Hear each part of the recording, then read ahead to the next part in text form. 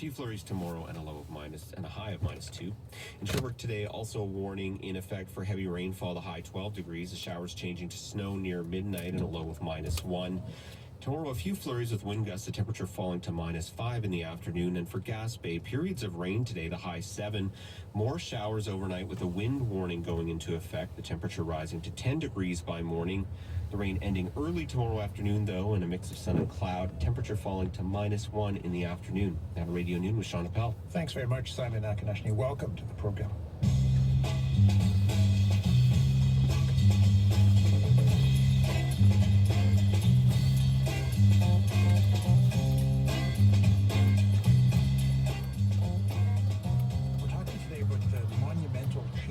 In Syria over the last several days. I want to know your questions, also your feelings about all of that, about what is going on, what has happened in Syria, what might happen in Syria. 514-597-4500, toll free 1-877-597-4500.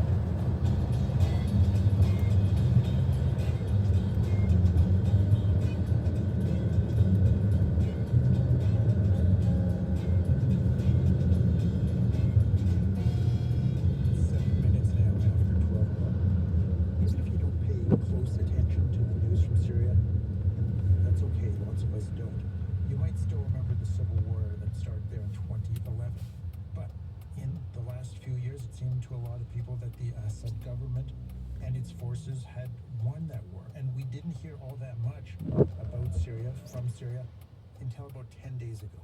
Rebel forces have taken control of a large area of the country's second biggest city as a smoldering civil war reignites after several years. New video shows Islamist forces opposed to the government toppling statues in Aleppo and storming the city's airport.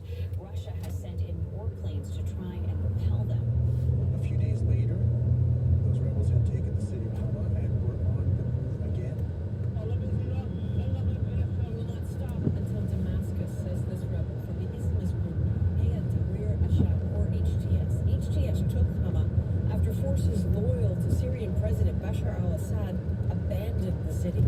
Assad's defense minister said the retreat was a temporary tactical measure. It might have been tactical.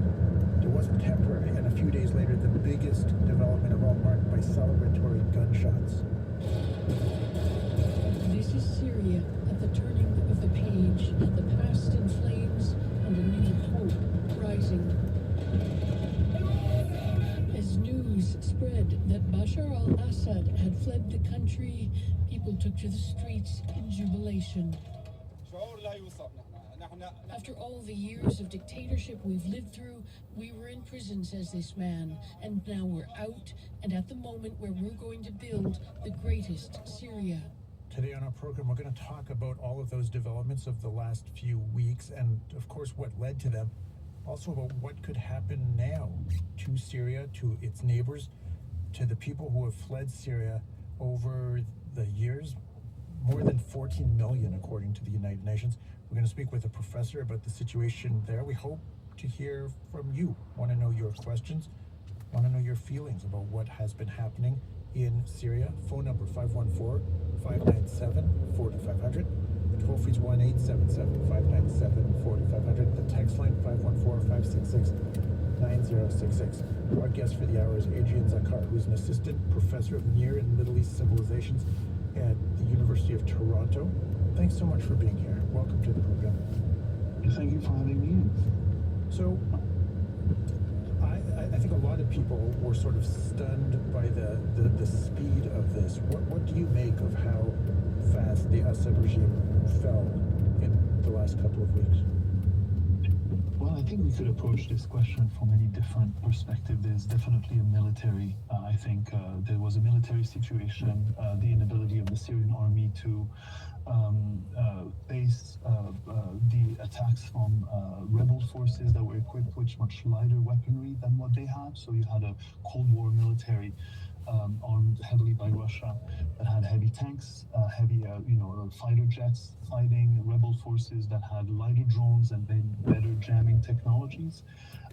And so, from a military perspective, as soon as the rebel forces reached central Syria and the city of Homs, that cut off any supply of fuel that would come from the coast to the Syrian military. And so, without fuel, you can't wage war.